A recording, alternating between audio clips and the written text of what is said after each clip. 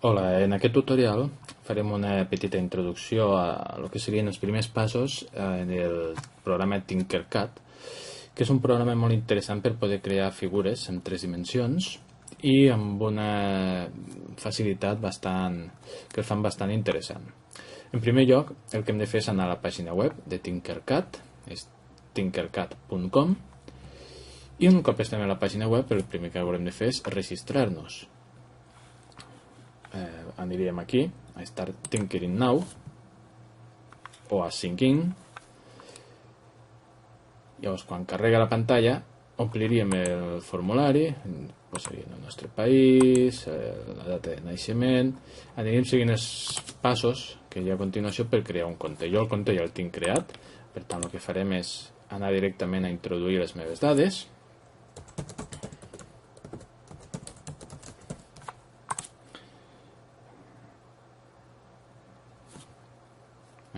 Molt bé, ja hem carregat la plataforma i bé, aviat veureu com funciona, però el primer pas que jo us recomano, bé, aquí podeu veure 3 menús super bàsics.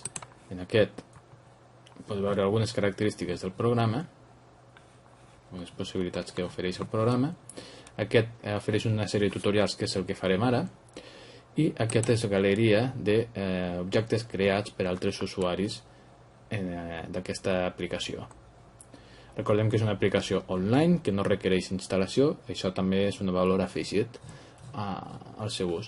I és una aplicació pensada per imprimir en impressores 3D. El disseny que elabores està pensat ja, genera en el format adequat per ser imprès en una impressora 3D. Bé, nosaltres ara anirem, com hem dit, a Learn, on, baixant cap a baix, veurem una sèrie de lliçons. Aquelles que ja s'han fet, sempre començaríem per l'apartat lliçons bàsiques, i aquelles que ja s'han fet, jo en aquest cas ja les he fet aquestes, m'apareixerà la icona Done. En vosaltres, en principi, no apareixeria. Que aparegui aquesta icona no vol dir que l'exercici s'hagi realitzat correctament, simplement que s'ha intentat. I això aquí us recomano que tingueu cura en realitzar els exercicis bé. Doncs anem a fer aquestes primeres lliçons, que són molt senzilles. Comencem per la primera, Begin Lesson, i així també anirem coneixent l'entorn. Aquest és l'entorn del programa. A la lliçó aquesta ens ha generat aquestes dues figures. Aquí tinc tota la barra d'objectes que puc crear i afegir, barra d'eines i una barra de control per visualitzar. Ja ho anirem treballant, això, a poc. Ara el que farem, com que estem seguint un tutorial, llegirem els textos que apareixen aquí baix i anirem fent el que em diuen. El primer que em diu és: anem a aprendre com moure formes en l'espai de treball. Molt bé. El que em demana és arrastra la forma de color marró clar a l'àrea on s'indica en color taronja. Doncs molt bé. Ho arrastro, simplement clico i arrastro la forma. No té cap secret. Més o menys, quan ho he fet. Molt bé, em felicita. Aquest tutorial, com veieu, és senzillíssim. I els següents tutorials també són així. Em proposa ara continuar amb el següent. Doncs això és el que haureu de fer vosaltres.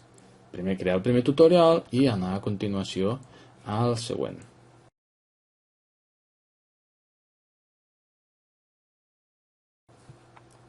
Aquí ara m'està demanant que vagi a un tutorial que està més avançat perquè jo ja n'he fet alguns. Per tant, el que faré és sortir, en tot cas, sortir de la lliçó i entraré en la següent lliçó. Bé, un cop he sortit, aquí veuré l'historial de les diferents lliçons que he realitzat. Aquesta és la que acabo de realitzar i anant a Learn puc continuar amb les següents lliçons. Us recordo que vosaltres, en el vostre cas, si és el primer cop que feu la lliçó, directament passareu d'aquesta a aquesta, després a aquesta, després a aquesta. En el meu cas, que aquestes ja estaven fetes, si heu observat, el que m'estava passant és a crear aquesta mena de clauer. Anem a fer la següent lliçó. El número 2, on treballarem les eines per veure al voltant i utilitzar el zoom. I aquí em diu: gira la teva vista amb les fletxes que hi ha en la part superior esquerra. Anem apretant per poder girar el nostre punt de vista i descobrir què tenim darrere la cortina. Si anirà cap a dalt i puc girar cap a baix. Següent pas. Amb els tecles més i menys puc fer zoom cap a l'objecte, puc anar-me desplaçant i fer zoom cap a l'objecte, o allunyar-me si esdevé. I si apremo el botó de la caseta, el que faig és tornar a la vista inicial. Si ho volem fer això més ràpid, em diu, el que puc fer és moure el meu ratolí mentre estic prement el botó dret. Estic prement el botó dret i observeu que estic fent el mateix que abans, però amb més lleugeresa, diguéssim.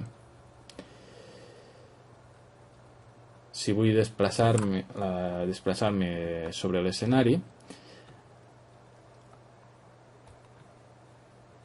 puc fer el mateix, premo el botó dret del ratolí i a la vegada el tecla de majúscules. Llavors el que provoca és un desplaçament en lloc d'un gir. Si deixo l'anar a la tecla de majúscules, el que estic fent és girar al voltant de l'escenari, i si passo a prémer la tecla de majúscules estic desplaçant el que seria l'escenari davant de la càmera. I amb la rodeta del ratolí també em puc atensar, igual que feia amb aquestes fletxetes, amb aquests signes de més i menys, doncs també ho puc fer amb la rodeta més ràpidament. Hem finalitzat la lliçó. Recordeu la importància de prendre nota de tot el que aneu aprenent per poder acreditar els vostres coneixements més endavant.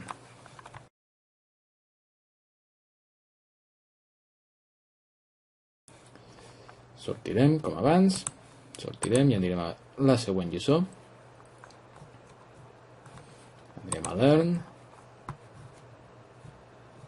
i la següent, per crear forats, Creating Holes. Molt bé, el primer que em diu, és hora de crear alguna eina, així que comencem. Molt bé, comença arrossegant un hexàgon marró, un prisma hexagonal marró a l'ombra que tenim situada aquí. Molt bé, doncs anem a veure un prisma hexagonal marró, aquí el tenim, doncs l'arrastrem, simplement clico i arrastro fins al punt on m'indica. Ja el tinc col·locat. Molt bé. Ara jo puc canviar, si vull que això sigui una forma o vull que sigui un forat, simplement amb la eina aquesta, indicant aquí, jo marco i el que estic fent és crear un forat en la clau anglesa. Veieu? Em crea l'ombra aquí, que el que farà és generar-me un forat. I ara, ja quasi estem, amb el botó, amb la tecla majúscules, selecciono els dos objectes, ja estic seleccionats, ho sé perquè tinc un petit contorn taronja al voltant dels dos i també es veu un sombrejat de color blau. Tinc seleccionat els dos objectes i el que he de fer és agrupar-los, group. Com que estic agrupant una eina amb un forat, una figura amb un forat, el que quedarà és la figura amb el forat. Pam. He agrupat, exacte, i ja m'ha aparegut aquí el forat. Veieu? Molt bé, següent tutorial complet.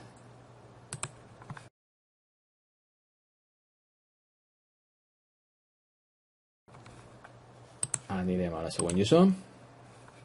Com veieu, és molt ràpid de fer aquests tutorials, molt senzills, i amb el vídeo que hem realitzat doncs facilita bastant la feina, ja que no trobeu el text en anglès, tot i que probablement els coneixements d'anglès són suficients per realitzar-ho. Molt bé. El que m'indica aquí és que aquesta lliçó ens ensenyarà a arrossegar, escalar, que vol dir canviar la mida, o copiar i pegar formes en el nostre espai de treball.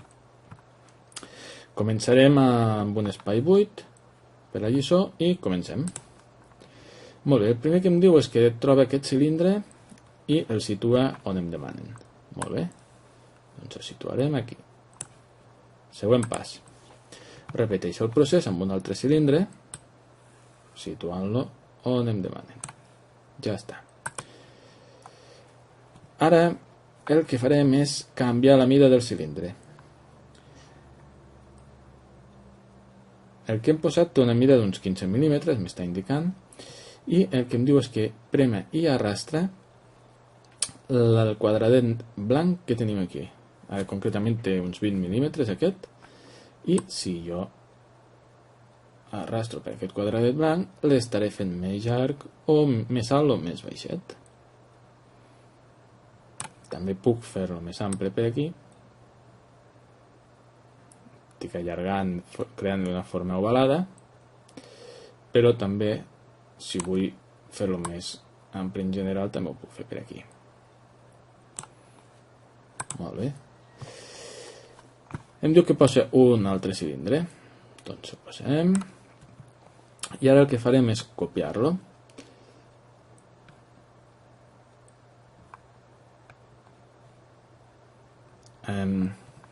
Seleccionarem aquest cilindre que el vull copiar i premem les tecles Ctrl+C, Ctrl+C de copiar i Ctrl+V i em apareix un cilindre igual al costat. I simplement jo aquest cilindre el puc moure i desplaçar-lo cap on jo vulgui. I aquest últim cilindre el que farem és escalar-lo a una alçada de 10 mil·límetres. Doncs l'escalarem a una alçada de 10 mil·límetres. Aquí. I ja està. Ja hem completat el nostre següent tutorial. Sortim de la lliçó i ja anirem per la següent.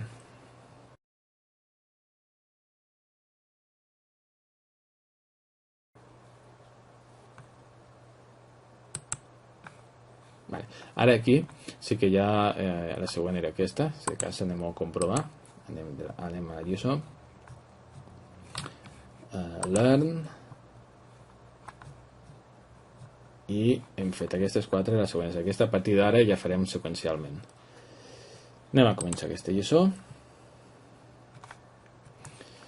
En aquesta lliçó aprendrem a dissenyar lletres.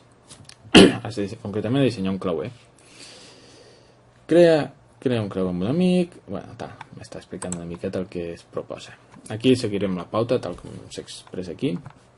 I començarem arrossegant les lletres a la base vermella. Podem ajustar el Snap Grid. Aquí que el tenim. El podem canviar i em proposa que el posa a 0,25. Això el que fa és passar un detall de control més petit. Els ajustos, perquè quedi encaixat les lletres a dins del clauer, són més petits, per tant podem treballar amb més precisió.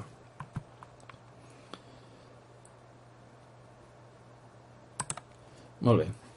Ara, perdó, m'he equivocat. Hem de portar les lletres al seu lloc. Si convé, les puc desplaçar amb les tecles del cursor també. D'acord? Aquí, i ho acabo d'ajustar tot adequadament. Desplaço amb les lletres del cursor. La T. Ho acabo de quadrar. La I. I la E.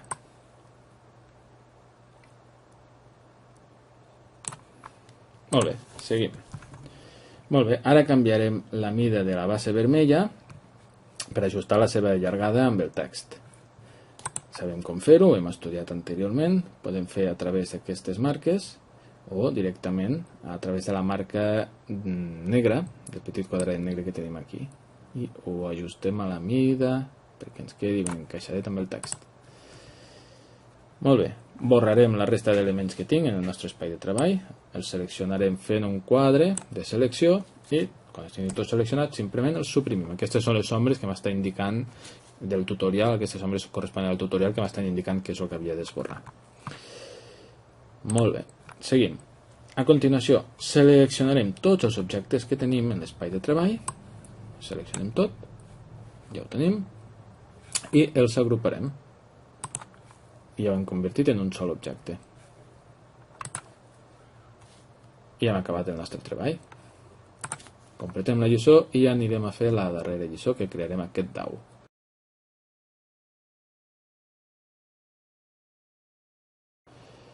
Comencem la lliçó. Aquesta lliçó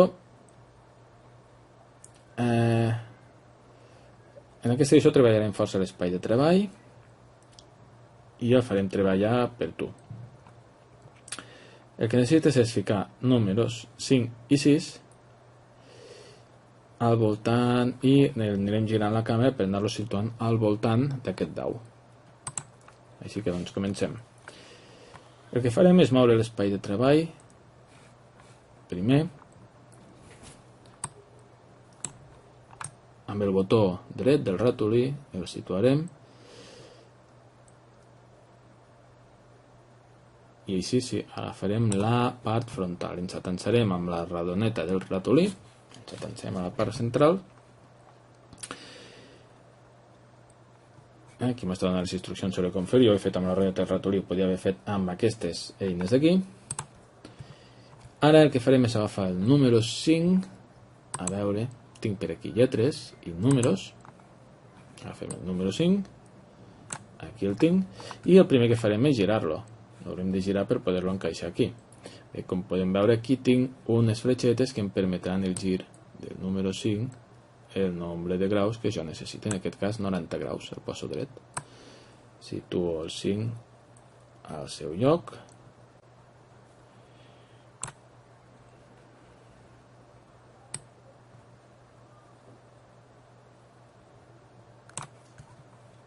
Aquí, per aquesta fletxeta, el desplaço cap a dalt. Però el 5 que l'he de posar, l'he de ficar pegat al dau, perquè ha de passar a formar part del dau. Si observem, si m'allunyo una miqueta amb el zoom i fent clic en el botó dret i giro, veiem que el 5 està allunyat. Com el puc situar en el seu lloc? Bé, amb el botó dret del ratolí i el teclat majúscula me recol·loco això i el que farem és portar el 5 cap al seu lloc. Ara en aquesta vista em serà relativament senzill. Com he dit al primer cartellet d'aquest tutorial, el que fem és utilitzar l'espai de treball pel nostre benefici. Deixem una miqueta més posat endins i ja tenim una cara del dau feta. Amb el clic dret, perdó, amb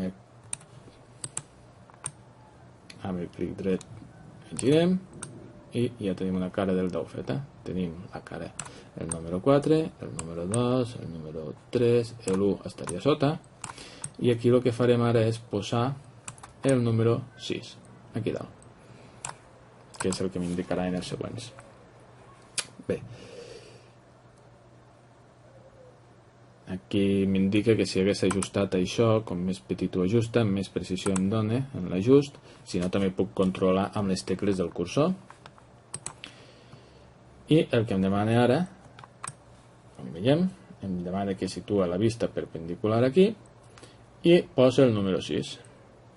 M'acosto amb la rodeta del ratolí i posarem el número 6. Ja el tenim. El que he de fer és aixecar-lo aquest número, per tant, en tot cas,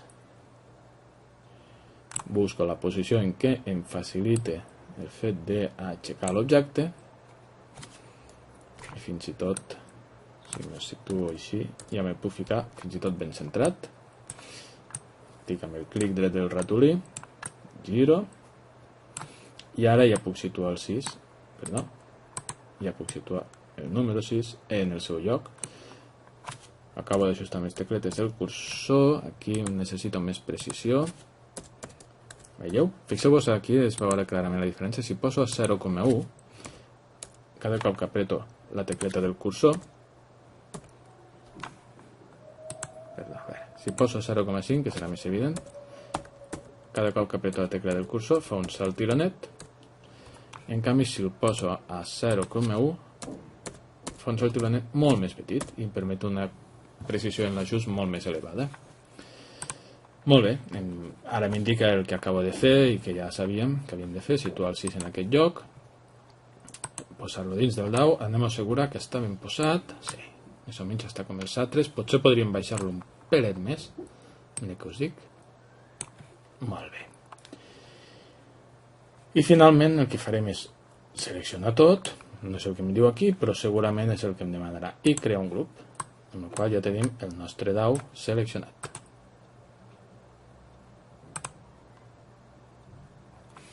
Molt bé, fins aquí, com podem veure, si tornem a la categoria Learn, bé, un moment, permeteu-me abans que tiri enrere, en la pantalla cada cop que surto, suposo que ja ho haureu apreciat, m'ensenya aquí els últims exercicis que he realitzat.